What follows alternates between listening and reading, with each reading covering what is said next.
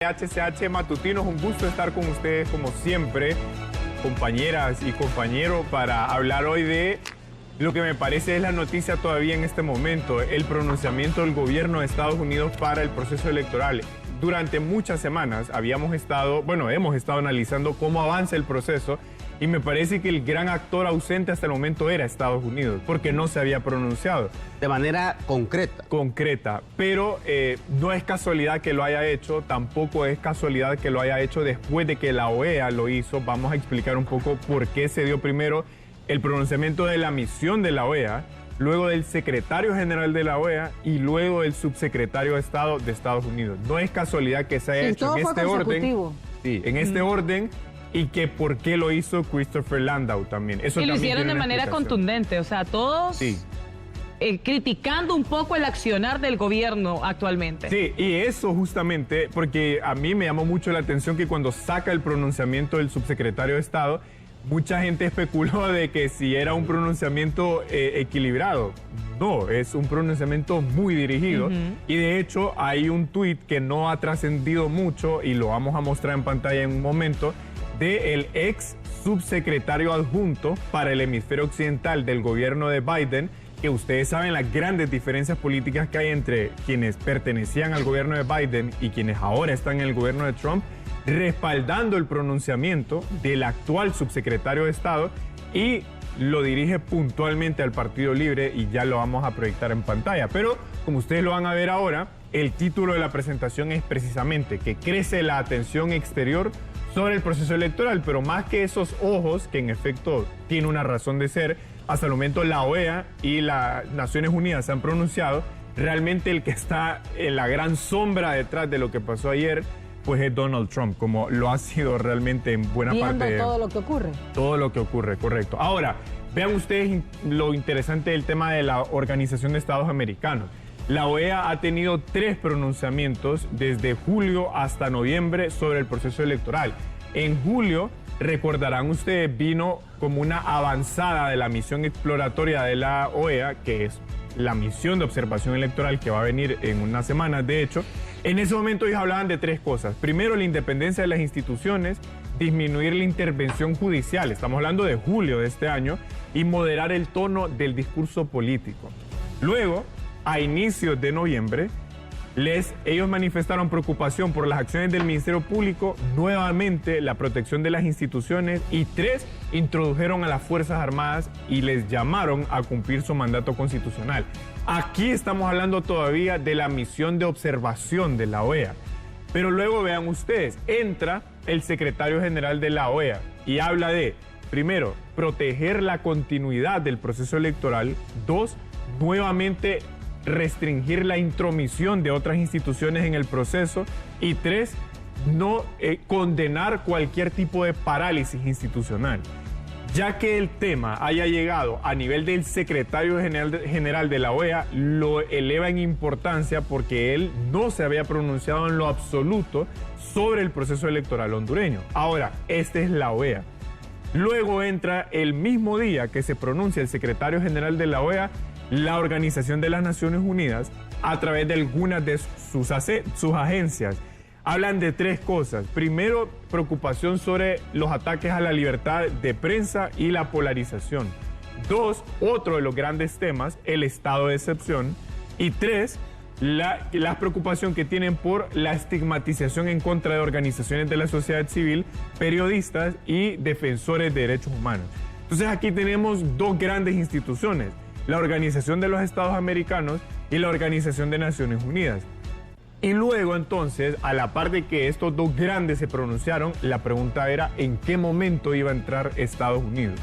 Y entra con el tuit que saca el subsecretario de Estado, Christopher Landau. Ahora, yo le acabo de decir que, claro, él se pronuncia, pero vean qué interesante. Juan González, que si ustedes recordarán, fue un funcionario del gobierno de Biden, de hecho también del Departamento de Estado, replicó el tuit de Christopher Landau y dijo: la administración Trump tiene todo el derecho de denunciar los esfuerzos de Libre de manipular las elecciones. Claro, Landau no menciona concretamente al gobierno de la República o al Partido Libre, Pero en efecto, ahí ven ustedes cómo entra un exfuncionario alto del gobierno de Biden y pone en contexto puntual, como dijeron ustedes, lo que quiso decir el subsecretario de Estado. Ahora, es muy importante que sepamos por qué Landau fue el que se pronunció. Bueno, es el subsecretario de Estado, pero es además quien ha manejado la política de Estados Unidos en América Latina. Básicamente es, en efecto, el representante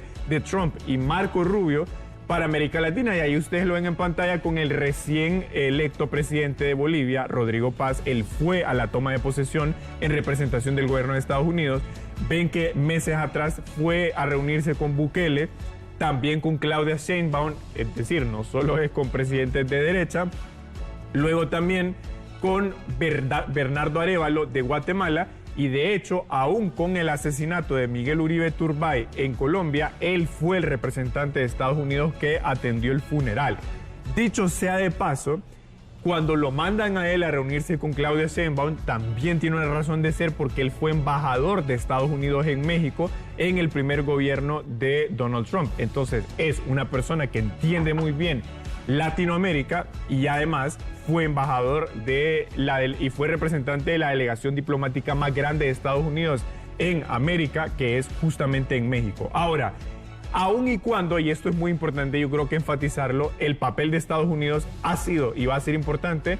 Ellos no van a venir a ganarle las elecciones a la oposición. O sea, la oposición tiene que, si lo vemos en función de correlación de poderes, si la oposición llega a creer que porque se pronunció Estados Unidos, eso ya inclina la balanza, me parece que eso también es equivocado. Es decir, aquí las elecciones las ganan los que están compitiendo acá. Y los actores siguen siendo los que ustedes ven en pantalla. La Corte Suprema, el Ministerio Público, el Consejo Nacional Electoral y el Tribunal de Justicia Electoral, con dos grandes temas que siguen, me parece a mí, siendo críticos: el TREP y el transporte electoral. Ahora, el ajedrez está así. Ya ve usted cuántos actores están en la mesa de ajedrez.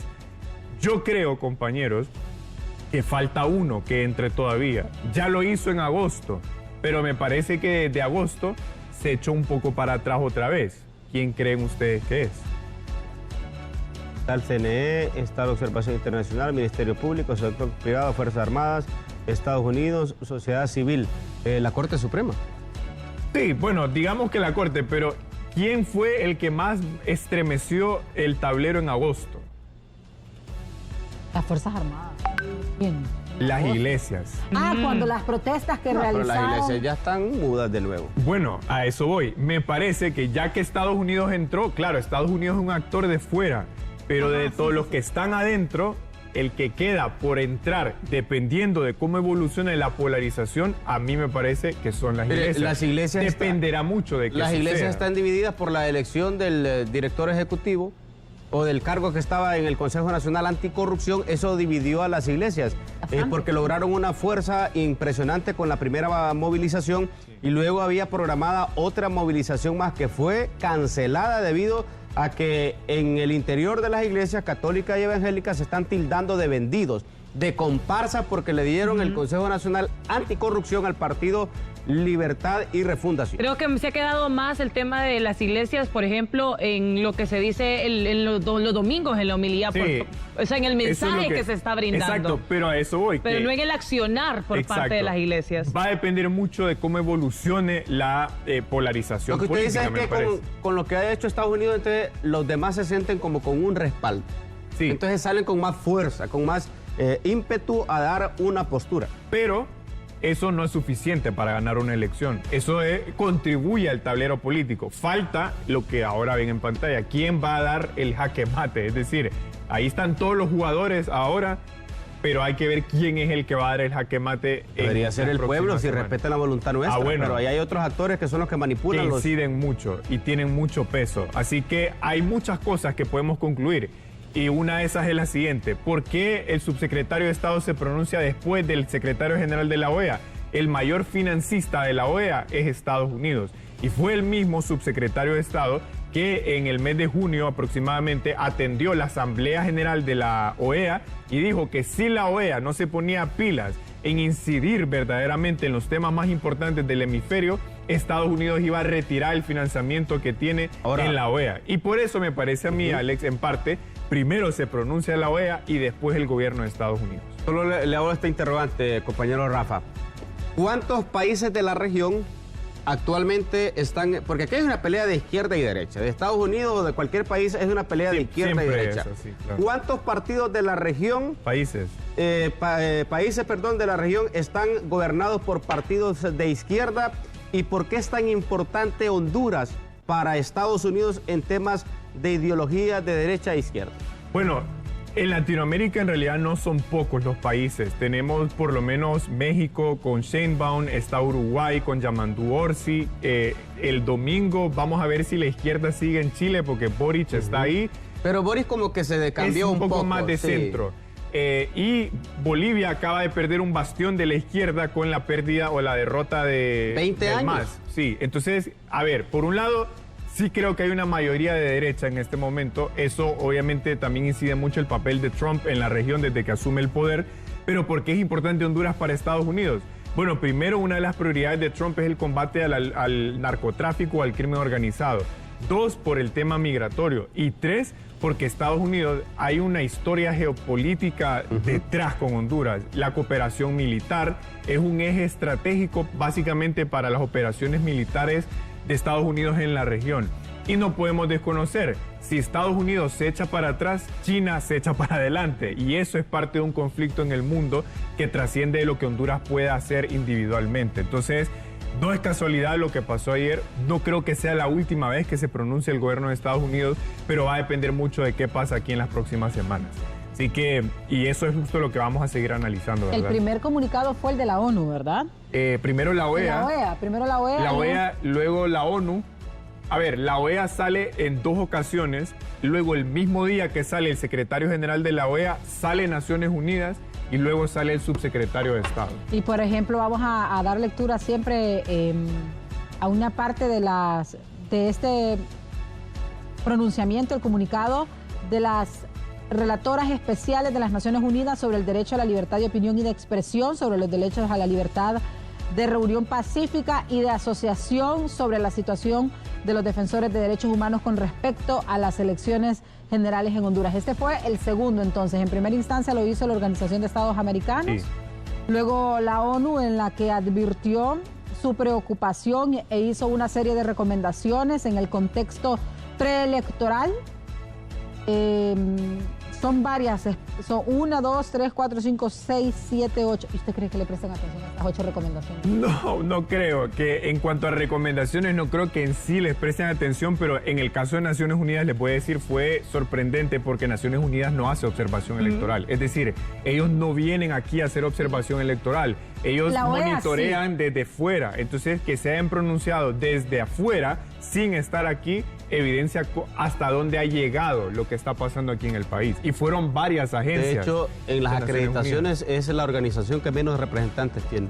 Sí, 1 o 2. ellos lo que suelen tener son misiones técnicas muy pequeñas para hacer un monitoreo, pero no. ¿Cuántas misiones han llegado al país para observar hasta ahora el proceso electoral? De las internacionales, llegar en el país solo está la Unión Europea y la OEA, que ya están desplegados incluso a nivel nacional. Las demás vienen una semana antes porque, como dice Rafa, lo que conforma son mesas técnicas de observación. Incluso muchos no van afuera de Tegucigalpa. Se quedan aquí, no van al interior del país, sino que monitorean acá en los centros educativos o observan muchas noticias y ahí hacen los análisis. Mire, en este comunicado